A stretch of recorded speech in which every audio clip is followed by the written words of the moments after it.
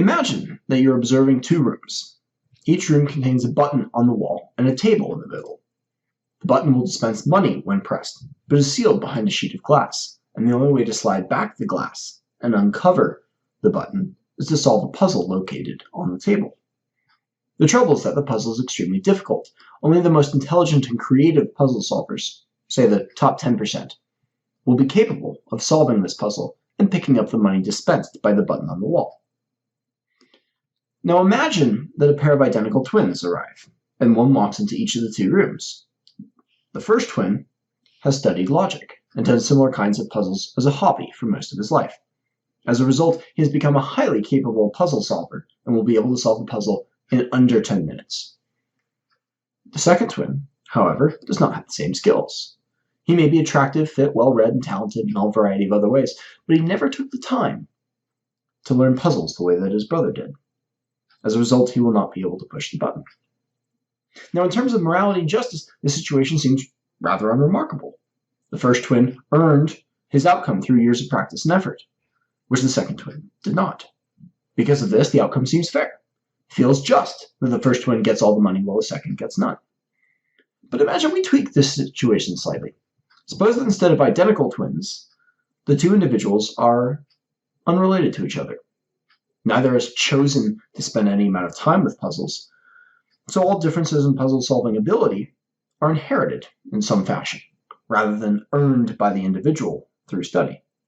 As in the first scenario, let us suppose that these two individuals achieve disparate outcomes. The occupant of room 1 is able to solve the puzzle relatively quickly through some innate ability, while the occupant of room 2 simply cannot solve the puzzle. The occupant of room 1 walks away with his pockets overflowing with cash. The occupant of room 2 walks away empty-handed. The question is the following: is this outcome fair? The situation appears to pose a moral conundrum.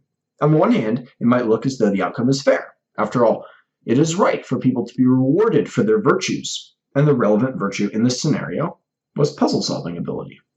The occupant of room 1 was rewarded for his competence, never mind its source, and the occupant of room 2 received the appropriate reward for lacking the relevant skill in his circumstance.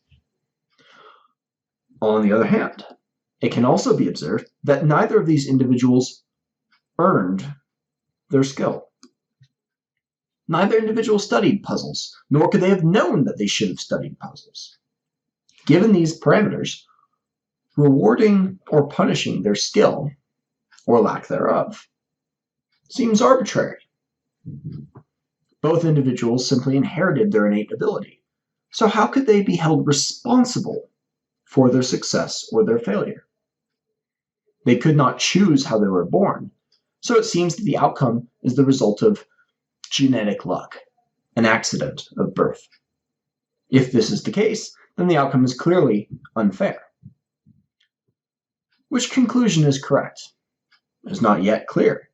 You probably have a feeling that it would be wrong not to reward the individual whose natural talents assisted him in completing the puzzle. After all, skill is skill, regardless of how it was acquired. But this feeling may be in competition with another intuition, that there is something unfair about the arbitrary nature of the outcome. This is because the source of the two individuals' abilities cannot be accounted for by looking at their own decisions. Neither the competence of the winning individual nor the incompetence of the losing individual was in any meaningful sense earned, at least by those individuals. This puzzle room shows how, from the individual perspective, our desire to create a society with fair and predictable outcomes for valued skills can be at odds with our desire to acknowledge responsibility. The question becomes even more complicated when we look at the differing results of accepting the incentives-based perspective and the responsibility-based perspective. If we give precedence to social incentives, then we are rewarding skill and punishing incompetence. Overall, this is good for society, but it appears to be committing an injustice. If we give priority to responsibility, however, we avert the injustice of arbitrary punishment and reward but we will fail to reward many virtues that are important. And worse, we may even fail to punish vices that are harmful to others, and society may suffer tremendously.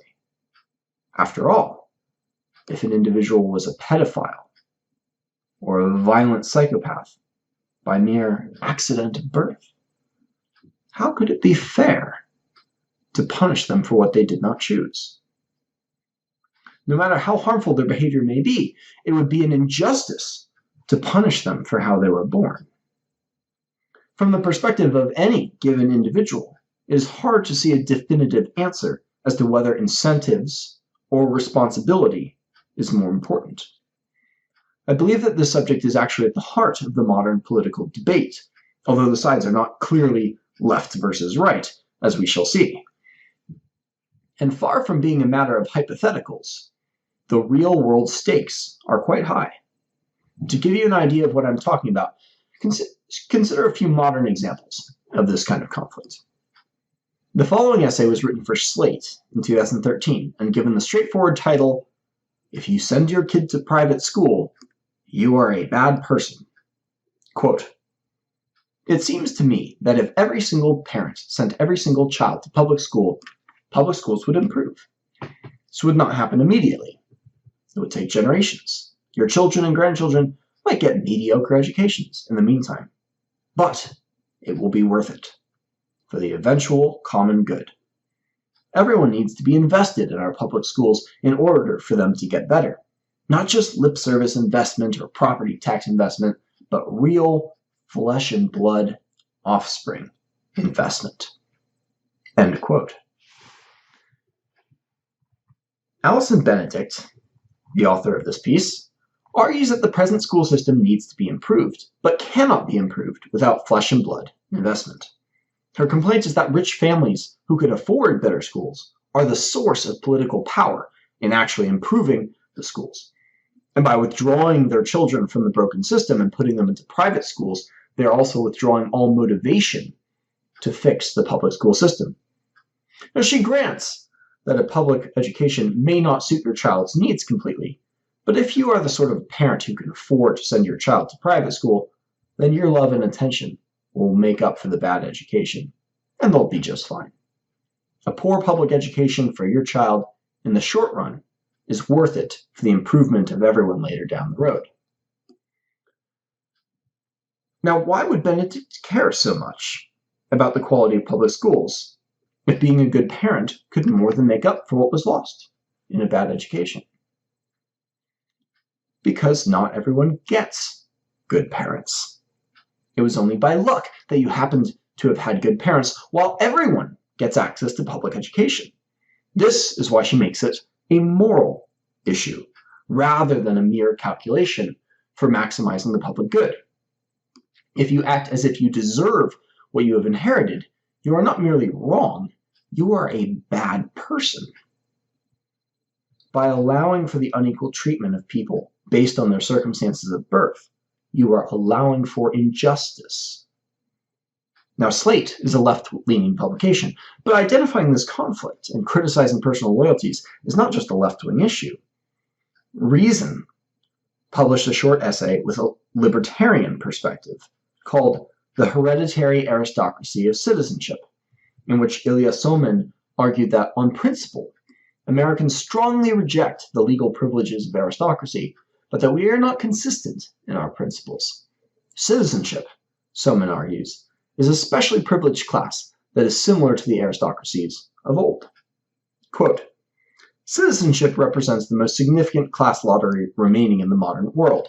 The cover of your passport speaks volumes about your prospects for enjoying peace, prosperity, and happiness over the course of your life. Citizenship, in short, is massively consequential, and there's almost nothing meritorious about it. If you've spent your life as an American citizen, your fortunes have depended to a great extent upon inherited pedigree. Both old-style aristocracy and the modern aristocracy of citizenship forced many people into poverty and oppression based largely on circumstances of birth. And in their heyday, both systems commanded widespread support because they were both seen as just a natural part of life that most people took for granted. But in reality, Both types of hereditary privilege are not naturally occurring facts of the world, but rather were, and are, enforced by large-scale government coercion. Today we are repulsed by our ancestors who thought that it was perfectly normal and unavoidable that lords enjoyed an array of privileges denied to commoners and serfs. But few question our own hereditary privileges. End quote. Aristocracy is a legal inequality between two people within the same nation. Citizenship, on the other hand, is a legal inequality between people of two different nations. Now, in spite of this legal difference, Soman is saying that at a moral level, aristocracy and citizenship are really pretty similar, perhaps even identical. In his view, it isn't right to prefer one's own countrymen to foreigners because it was only an accident of birth that you were born as a citizen of this country rather than a citizen of somewhere else. In his view, we ought to, quote, broaden access to citizenship or reduce the extent of privileges associated with citizenship status. Or, he adds, some combination of the two. As with Benedict, Soman is making a moral argument rather than appealing to our sense of rational self-interest or economic optimization. He is saying that citizenship, like aristocracy, is inherently unfair and therefore unjust. You are only a citizen of a high-income, high standard of living country by accident of birth. You did not earn it, and so you do not deserve the rewards of citizenship any more than anyone else. Perhaps the most popular example of this kind of conflict, however, comes from an older essay. In 1989, Peggy McIntosh wrote White Privilege, Unpacking the Invisible Knapsack, in which she laid out the influential argument which would shape academic culture for decades to come. Quote, thinking through unacknowledged male privilege as a phenomenon, I realized that since hierarchies in our society are interlocking, there was most likely a phenomenon of white privilege that was similarly denied and protected. As a white person, I realized I had been taught about racism as something that puts others at a disadvantage, but had been taught not to see one of its corollary aspects, white privilege, which puts me at an advantage. We usually think of privilege as being a favored state, whether earned or conferred by birth or luck. Yet some of the conditions I've described here work systematically to over-empower certain groups. Such privilege simply confers dominance because of one's race or sex. I want, then, to distinguish between earned strength and unearned power conferred systematically. Power from unearned privilege can look like strength when it is in fact permission to escape or to dominate. Although system change takes many decades, there are pressing questions for me, and I imagine for some others like me, if we raise our daily consciousness on the prerequisites of being light-skinned. What will we do with such knowledge? As we know from watching men, it is an open question whether we will choose to use unearned advantage to weaken hidden systems of advantage, and whether we will use any of our arbitrary power to try to reconstruct power systems on a broader base. End quote. As in the previous two essays, McIntosh is saying that because your race is just a matter of luck, it is not right that people reap any rewards for being of a certain race. No harmful action needs to have been proven. The inequality is the injustice. If your own race has received benefits for any reason, then she argues that you have a moral obligation to correct this difference. In this particular case, she is pointing the finger at whites living as she does in a white society, but such a paper could just as plausibly be written in any other country that was built by and for a particular culture. If, for example, the paper had been written in Japan, then it may very well have been called Japanese privilege. The moral justification for such an argument would be identical, after all. All three of these essays see the puzzle room outcome as unfair. Because the source of the inequality was not earned, many people, including Benedict, Soman, and McIntosh, believe that inequality should be the default. Believe that equality should be the default. In the name of equality, they would have you put the well-being of other people's children over the well-being of your own children. They would have you abandon your nation and fellow citizens in favor of foreigners. They would even have you condemn your race as morally evil because the privileges and legacy that you would inherit from your race are not universal. Having read about the Anwei, I hope you can see now that birth is no accident. It was not luck that brought your parents together. They each chose each other. Nor is it by luck that you happen to inherit the traits and culture of your parents. You could not have been anyone other than yourself, any more than you could now trade bodies with another person. Think of the puzzle room. Who these two individuals are is the result of the accumulated choices of their respective ancestors, who may have made tremendous sacrifices, or who may have endured tremendous suffering and Darwinian selective pressures, like painful deaths in the lineage, possibly on a large scale, to foster the skills and proclivities these two occupants now benefit from. Going back into the past, it is possible that the Room 1 individual's grandfather carefully selected his wife based upon her intelligence and creativity rather than beauty, and the resultant son chose his spouse based upon a similar basis for selection. Or, perhaps, the Room 1 individual's ancestors, 10 generations back, were struck by some environmental calamity, which killed all but the most resourceful and clever. Now, it's hard to call such a scenario good luck, but when such a tragedy results in a descendant being marginally better at puzzle solving, and that descendant is able to win some money as a result, we consider it to be exactly that. Luck. Put in even more basic terms, the condemnation of equality applies even in the case of the twins, where we intuitively believe the outcome was just because the one twin earned his skill through long periods of training. It is the action of sacrifice that makes us think that the achievement of the preferred outcome is fair. Therefore, it is not his present self who is being rewarded, but his past self who made the sacrifices of time and energy. Yet, in the case of the unrelated puzzlers, sacrifices of time and energy were still made, even if they were not made by the individual in Room 1 himself. They were nevertheless made for him. Denying the justice of the puzzle room outcome, therefore, is not so much an injustice to the individual as it is an injustice to his ancestors, who made the sacrifices and choices that gave him his new skill. It is an injustice, in other words, to the Anwei. The seemingly absent responsibility for the inequality in the puzzle room can be located. The idea that birth is somehow accidental, that it is fundamentally a matter of luck, simply does not hold up. Does not hold up even in the context of a thought experiment. The premise that we could have been born in a different body misunderstands the very nature of what a human being is.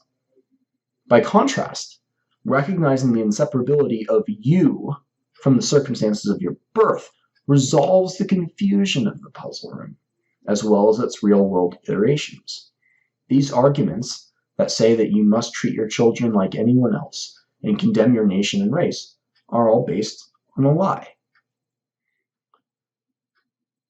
You ought to be kind to others and respectful of other nations and cultures.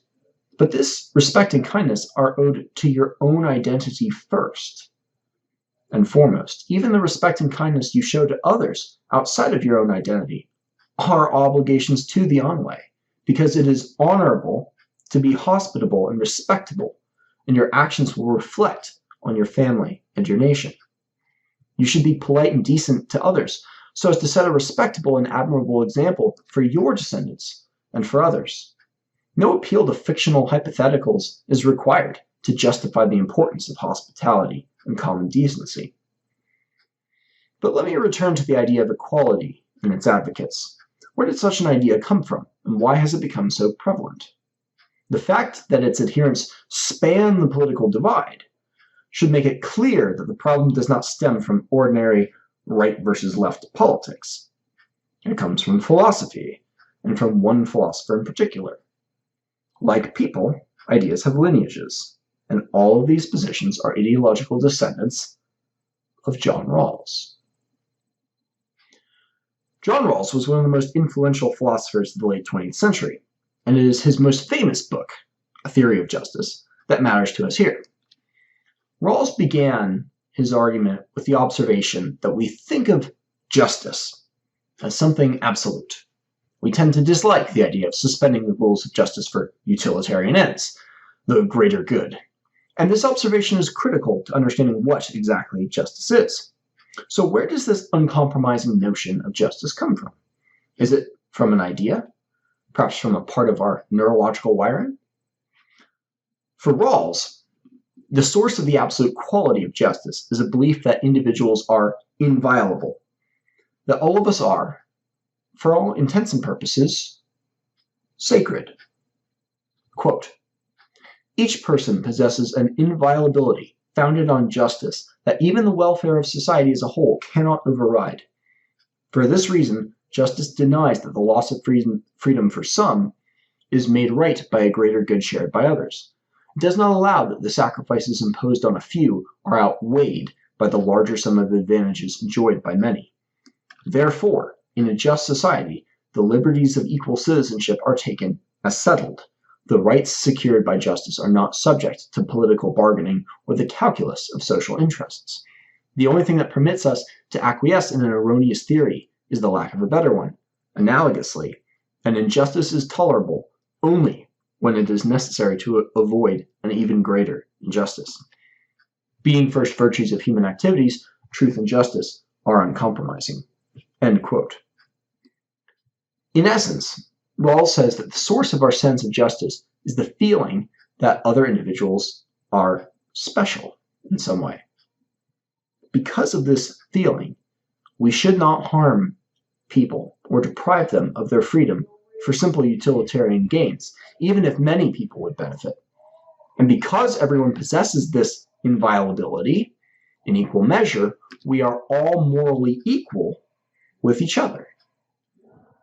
The absolute inviolability of an individual is the source of the intensity of our convictions about justice. However, Rawls observed that most political systems designed to dispense justice just so happen to benefit those who advocated for them. The king would advocate for a political system with a single, all-powerful figurehead and ruler.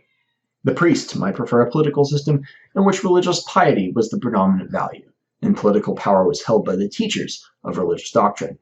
The laborer for a political system that elevates the common man, where everything is decided by vote and experts are regarded with suspicion. This tendency of personal bias makes it difficult to objectively judge whether a political system is fair or unfair, and a biased system of justice will not respect the inviolability of the individual. To get around this problem of motivated reasoning, Rawls introduced a thought experiment, known as the veil of ignorance, also known as the original position. This thought experiment invites you to imagine that you are looking down on Earth, as though from the moon or from another dimension, through the eyes of a disembodied spirit. Looking down at the cities and towns of the planet, you have the power to choose which society you would like to live in, but without knowledge of which body you will occupy, without knowledge of who you will become. You can decide if a society is fair objectively, free from the problem of motivated reasoning. Quote, this original position is not, of course, thought of as an actual historical state of affairs, much less as a primitive condition of culture. It is understood as a purely hypothetical situation, characterized so as to lead to a certain conception of justice. Among the essential features of this situation is that no one knows his place in society, his class position or social status, nor does anyone know his fortune in the distribution of natural assets and abilities, his intelligence, strength, and the like. I shall even assume that the parties do not know their conceptions of the good, or their special psychological propensities. The principles of justice are chosen behind a veil of ignorance. This ensures that no one is advantaged or disadvantaged in the choice of principles by the outcome of natural chance, or the contingency of social circumstances. Since all are similarly situated, and no one is able to design principles to favor his particular condition, the principles of justice are the result of a fair agreement or bargain. For given the circumstances of the original position, the symmetry of everyone's relation to each other, this initial situation is fair between individuals as moral persons, that is, as rational beings with their own ends and capable, I shall assume, of a sense of justice. The original position is, one might say, the appropriate initial status quo, and thus the fundamental agreements reached in it are fair. End quote. Rawls believed that two conclusions followed from this perspective. The first conclusion is that a just society will maximize liberty for all of its members. What does Rawls mean by liberty? The answer is not as obvious as it may sound, because liberty is as much a feeling as it is a legal concept. It can refer to either the ability of a group to act in its own interests, or it can mean the freedom of an individual from constraints, including constraints that may be imposed by the Anwei. I've included a relevant essay at the end of this letter specifically addressing the modern misuses of liberty, which often mistakenly claim to speak on behalf of the American Founding Fathers by confusing these two meanings. From the context in this instance, I believe Rawls is referring to the freedom of the individual, rather than the freedom of the group. Based on what I've described to you so far about the Anwei, this may be a little troubling. It is fairly common in academic circles to hear family and tradition described as oppressive to the individual because of the obligations they impose. We usually believe that justice includes paying what we owe, and if our very existence was the result of other people's choices and sacrifices, then freeing ourselves from any obligations we may have to those people is not particularly just. But this view is not uncommon among academics and intellectuals, and was not unique to Rawls. The second conclusion, which is that the just society will only tolerate social and economic inequality to the degree that the worst off are made better off than they would have been under absolute equality. By this, Rawls means that sometimes inequality drives advancement and progress in social welfare for all. If some degree of economic and social inequality coincides with improvements in the lives of the poorest and the most socially isolated members of the society, then, in his view, it is this inequality, and only this inequality, is permissible. This idea that inequality should be rejected as unjust by default may sound familiar from the previous chapter. It is the primary contribution of Rawls to political philosophy and the keystone of modern social justice movements that aim for equality. As I've shown you here, there are already good reasons to take issue with this conclusion. Neglecting the responsibility of others for the outcomes in our own lives is its own kind of injustice, namely ungratefulness. To expect equality by default in our social, economic, and political strengths and weaknesses is to misunderstand what a human being is and how we came to exist. But there are other consequences to this belief as well. Think about a society that only tolerated inequality to the degree that it benefits the least well-off. Such a society has an established expectation of equality by default, rather than the more natural default of inequality. This is exactly the default you would expect if your starting point for seeking an objective theory of justice presumes equality, as the veil of ignorance does. But if his conclusion is accepted, it marks a change of legal importance. Up until the past few decades, those who demanded equality were required to prove some grievance or unlawful manipulation to justify a corrective redistribution. Under the moral and metaphysical presumption of equality, however, the burden of proof is lifted up from the resentful and placed firmly on the shoulders of those who must now ask permission to be different. Beneath this standard, the alleged victim does not need to prove an act of injustice has been committed. He has only to assert that there is a difference, which implies by default a state of injustice, rather than an act. The beneficiaries of a unique legacy must prove a greater social good in order to justify their differentiation.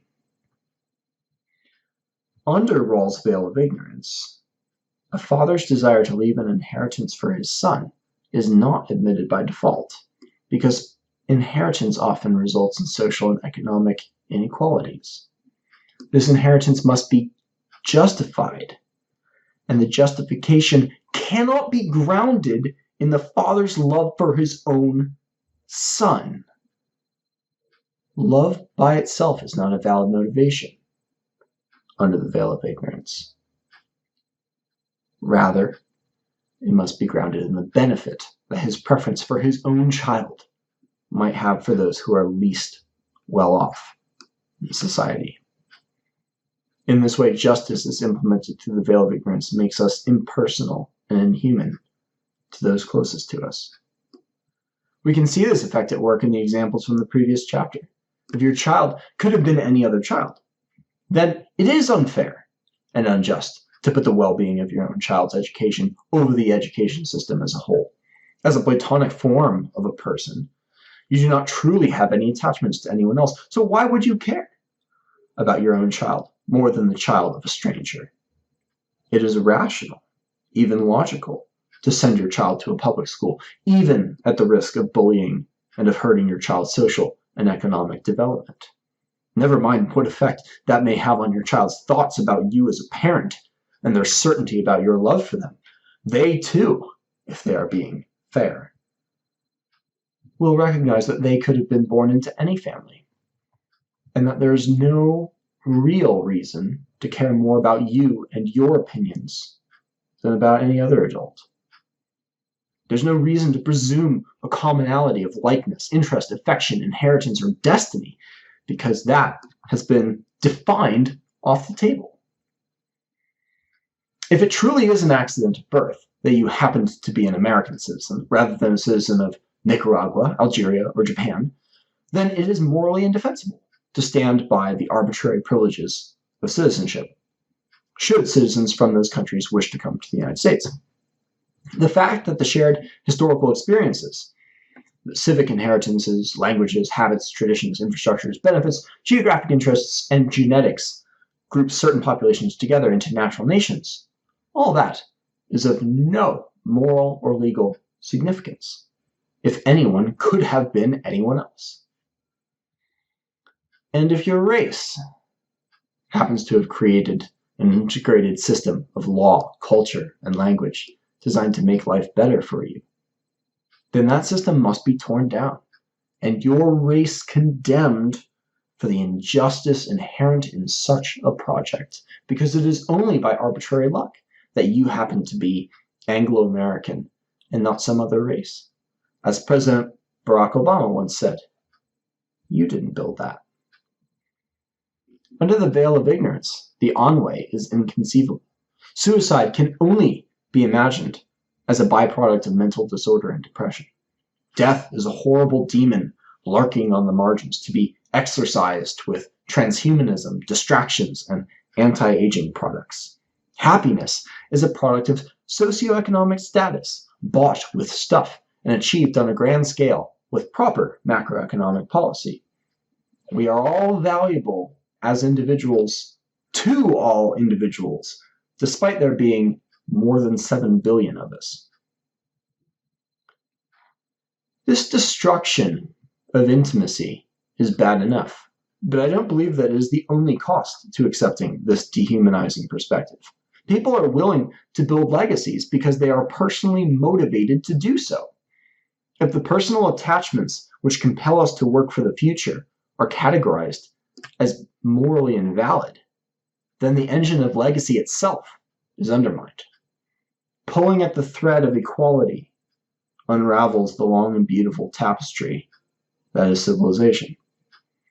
In misunderstanding what a human being is and designing a framework of objective justice for a sort of being that is not human, Rawls' veil of ignorance has sown the seeds of inhuman and unjust ideas, which violently oppose our most basic moral instincts. I hope that I've been successful in showing you not only that Rawls was wrong in his conclusion, but also why Rawls was wrong. This is usually sufficient to reject an idea. However, if you are to go anywhere in your own intellectual journey, it will serve you best to seek out how a claim was wrong. How was the idea arrived at? What circumstances and other ideas led to its formation? Only by understanding the how can you fully comprehend anything. Where ideas are concerned, understanding its history and origins will help you discern whether it is partially wrong or fundamentally wrong. No idea that becomes popular is ever entirely wrong, and it is important to give credit where credit is due, so as to avoid becoming an ideologue and missing out on something valuable. So let me start with the argument itself.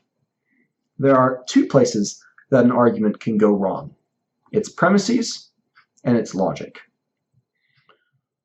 We have seen that two conclusions of Rawls' argument are actually unjust, especially his second conclusion, in which he proposed that equality ought to be the social and economic default. Therefore, either his premises must be wrong, or somewhere on the line between his premises and his conclusion, there was a confusion or a mistake. Rawls begins with the premise that justice and fairness are synonymous. I believe this seemingly obvious observation is actually a rather brilliant and accurate starting point, because we often think of justice as something lofty and abstract. Fairness, however, is no abstract philosophical construct.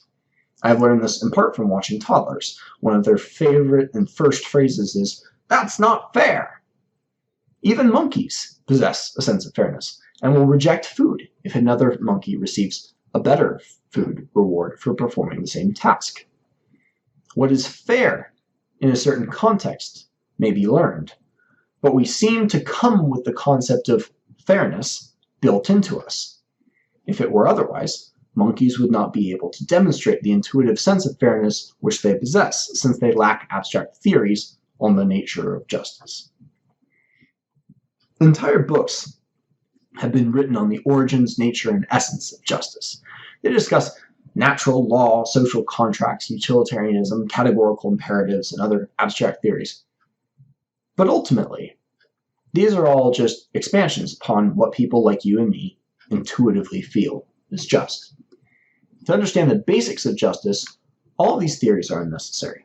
Most people have a good understanding of what justice is intuitively, and do not need complicated moral and ethical philosophies to know that it is wrong to lie, cheat, steal, rape, or murder, that we ought to give people the benefit of the doubt, to reciprocate the behaviors of others, and to reject unwarranted double standards. These core principles make up the foundation of justice. Most of the disagreements beyond that are about applications. This is not to say that these theories are worthless. They are established so that when dealing with problems where our intuitions give us no clear answers, the theory may show us a fair solution. In new or complicated situations, these theories can be quite useful.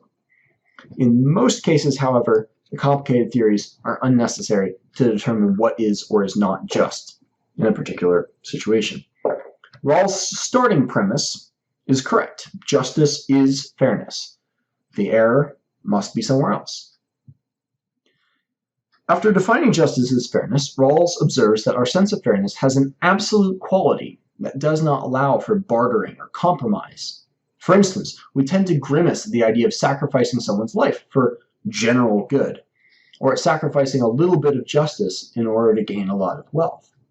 Rawls infers that this sense of absoluteness comes from a natural belief that individuals are special or inviolable. If personal inviolability is the source of the absoluteness of our sense of justice, he argues that the best way to respect individual inviolability is to act as if we could have been anyone else, the veil of ignorance. And from the veil of ignorance, He believes that his two conclusions about liberty and equality are what everyone would choose. We could summarize his argument in the following manner. 1. Justice is fairness. 2. Justice is a universal, intuitive emotion. 3. Intuitive emotion says that justice is absolute. 4. The absolute quality of justice comes from individual inviolability. 5. Individual inviolability is maximized through the veil of ignorance. 6. The just society is a society that people would choose to live in from the veil of ignorance. 7. The just society maximizes individual liberty and permits no inequality which does not benefit the least well-off. If point 1 is correct and point 7 is wrong, then the error must be somewhere in between. Point 2 is correct if point 1 is accepted, because fairness is a universal, intuitive emotion. Point 3, that intuitive emotion says that justice is absolute, is slightly more contentious, but I believe it's correct.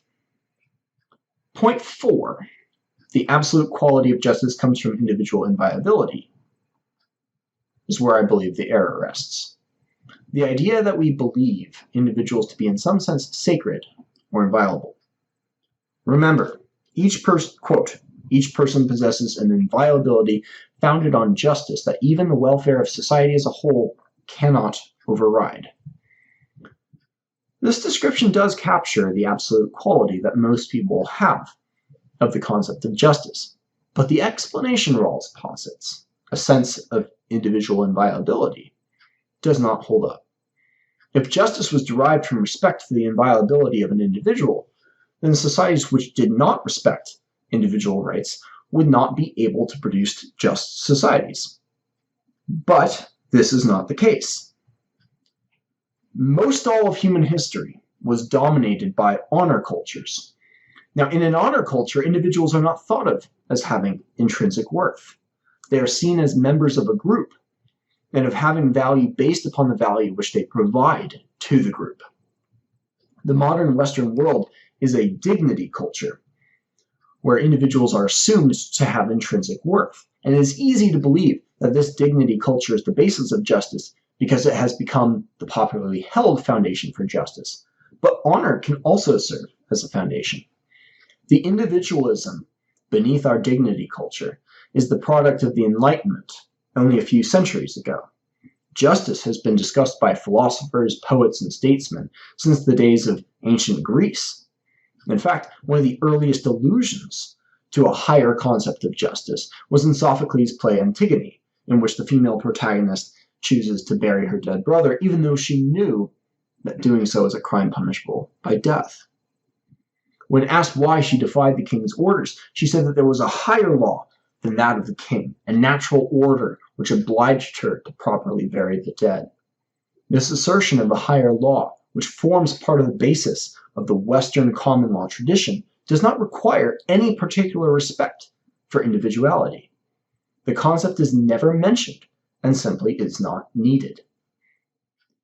Philosopher Tamler Summers even argues that honor cultures can be more just than dignity cultures because they respect the care we have for our own sense of honor, a value which is grounded in the same intuitions as justice itself.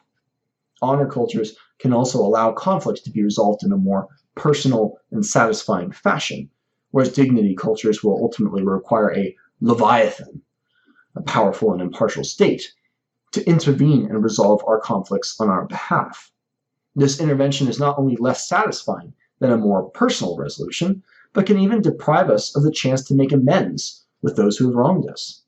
I've included an elaborative essay I've written on the subject of conflict resolution and relationships at the end of this letter, which explains in more detail why third-party interventions can actually rob us of deeper relationships.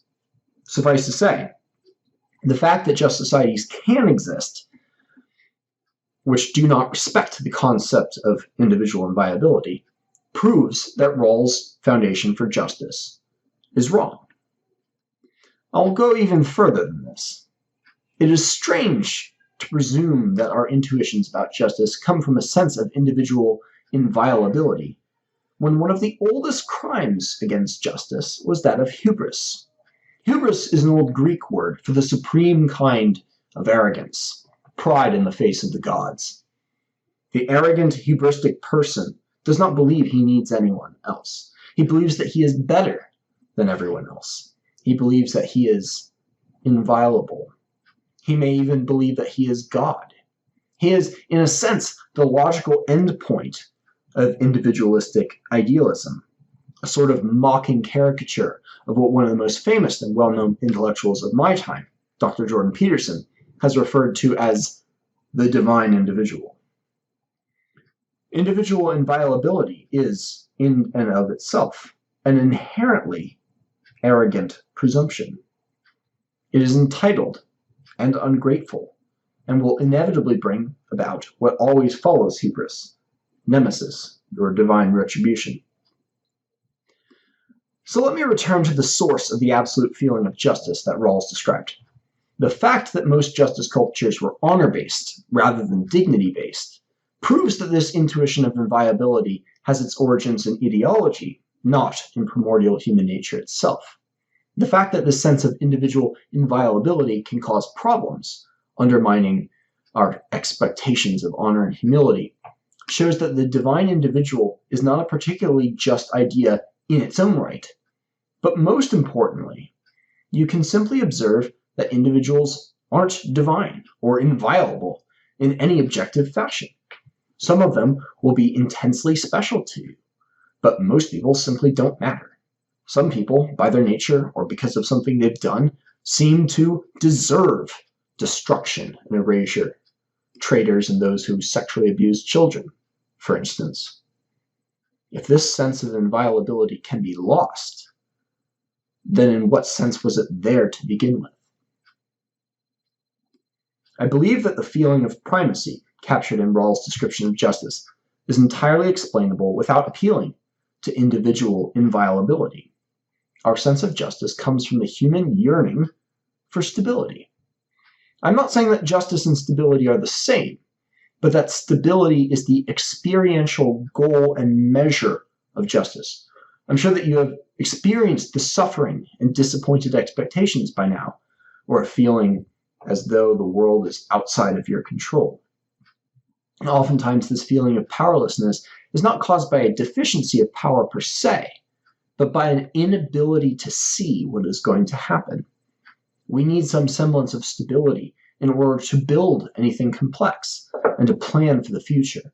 If the objects around us have no solidness to them, then nothing will stay the same as we attempt to adjust and adapt ourselves to improve our lives.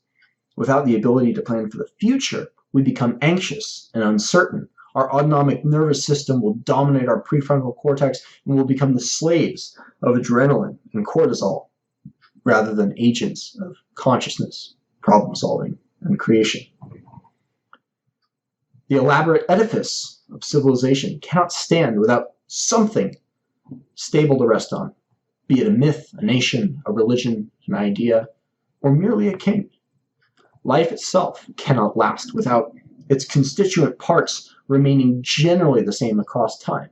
If our bones, cells, and organs were constantly changing into something else entirely or dissolving, then we could not be. Our body parts are constantly changing, as I described before, but their identity remains unchanged, in spite of their constant evolution. Like a river, they are stable, even in motion.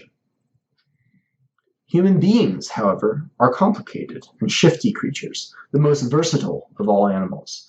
Being around other people is an inherently unstable situation. How can we live when our surrounding family members and friends, when our very self may very well be members of the most chaotic and unpredictable entities in the universe?